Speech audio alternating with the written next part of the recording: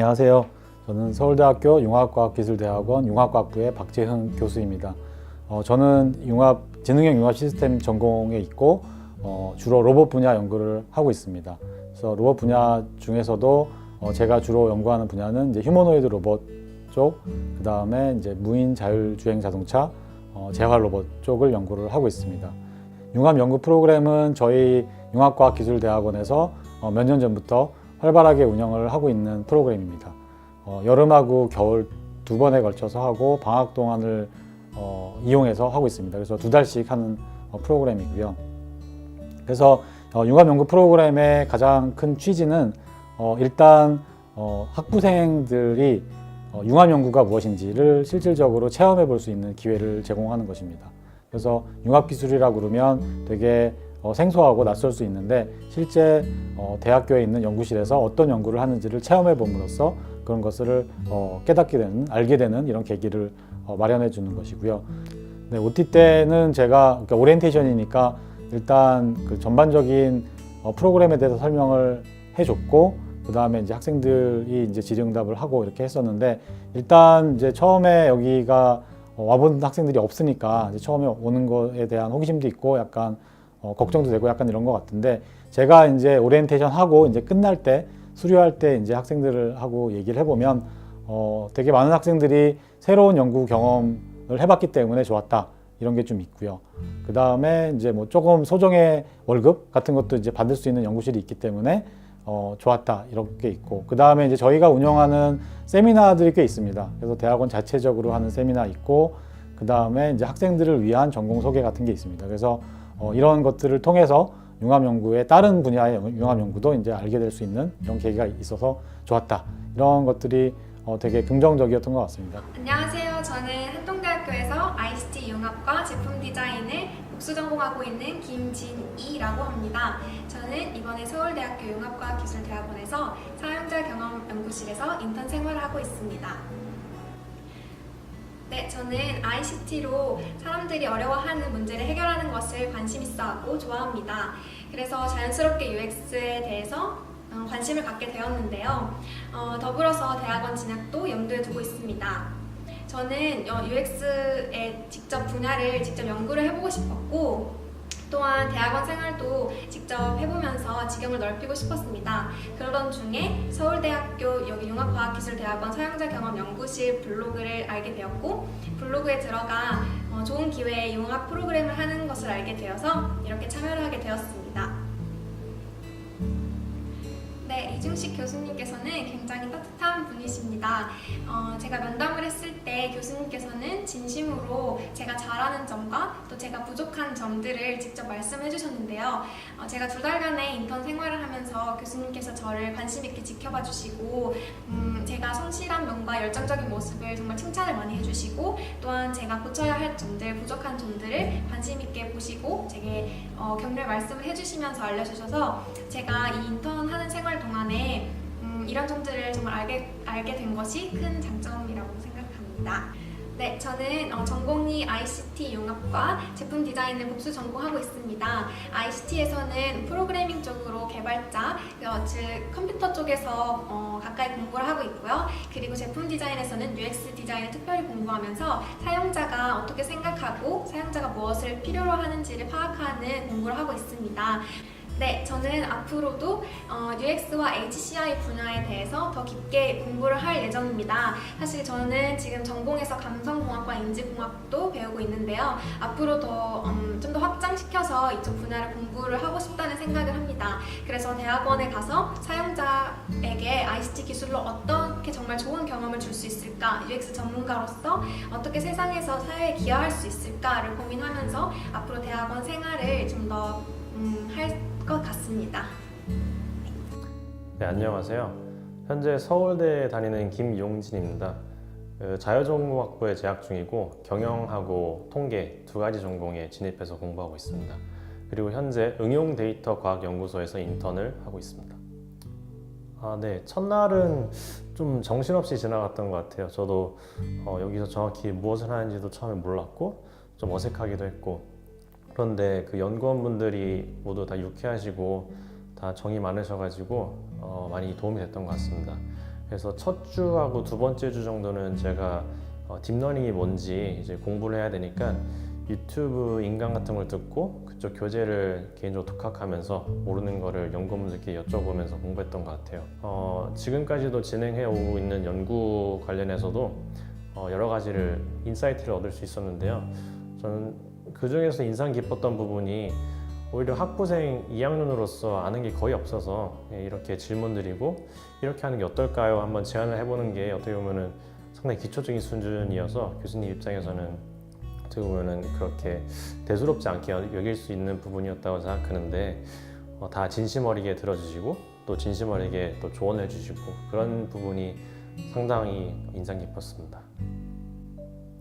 네, 현재 참여 중인 연구는 러닝 커브의 예상을 통한 딥 뉴럴 네트워크 하이퍼 파라미터 옵티마이제이션을 실현해 보는 건데요.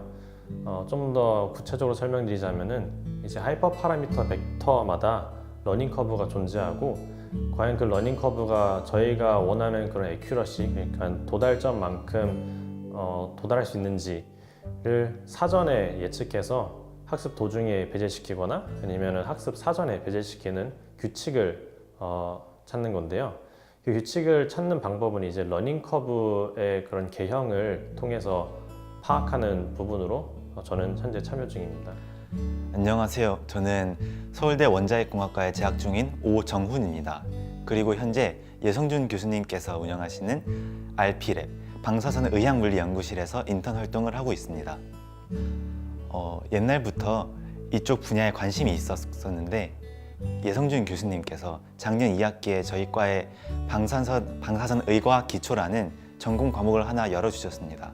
그때 수업을 듣는데 내용도 상당히 재미있었고 교수님께서 질문도 잘 받아주셔서 그때부터 관심이 생겼고요.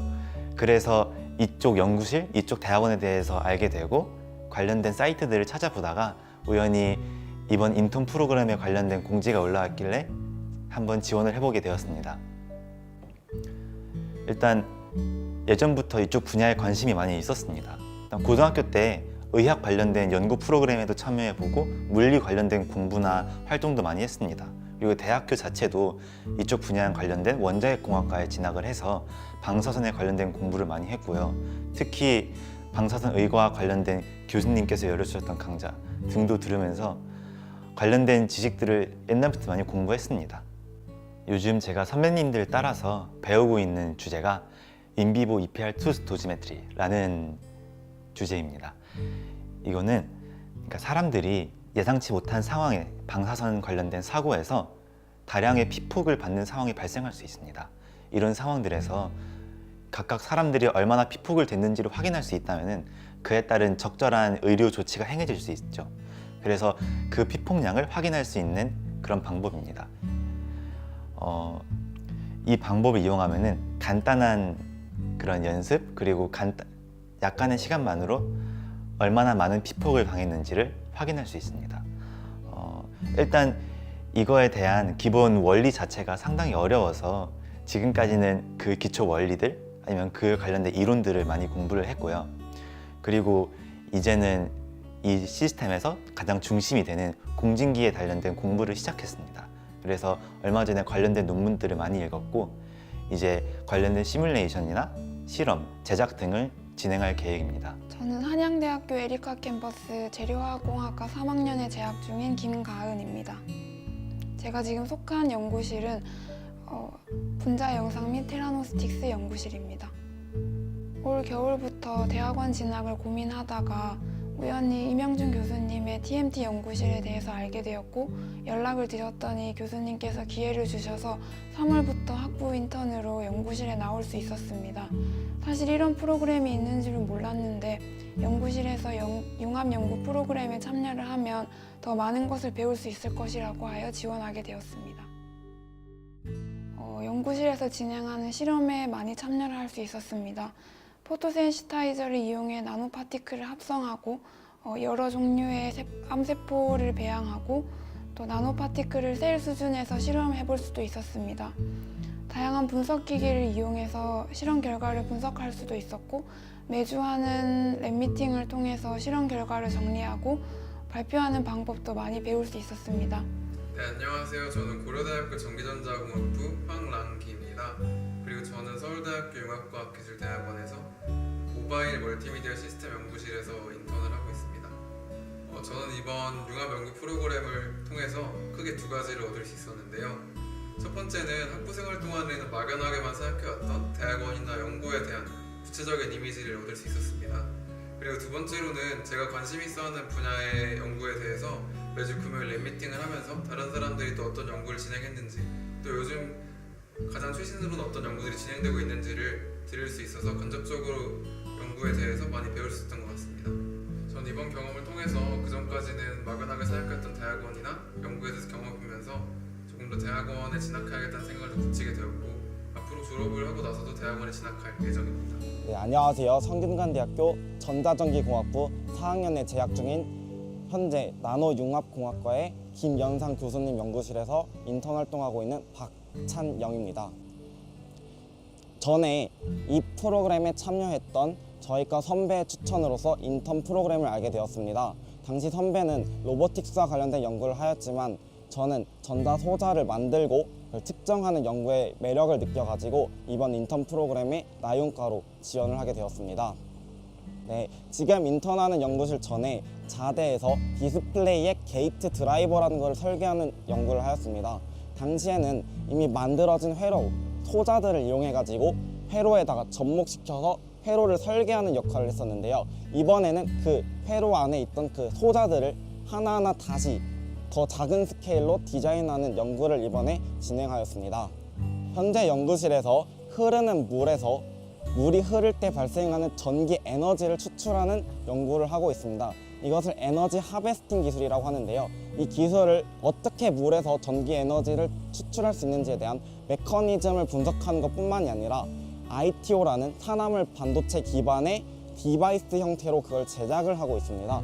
이 디바이스를 제작할 때 어느 경우에서 전기 에너지를 가장 많이 뽑아낼 수 있는 공정 조건을 찾아내는 게 저의 역할이었는데요. 지금 그 공정 조건과 어느 때 그게 왜 많은지에 대한 메커니즘에 대한 연구를 마무리하는 단계에 있습니다.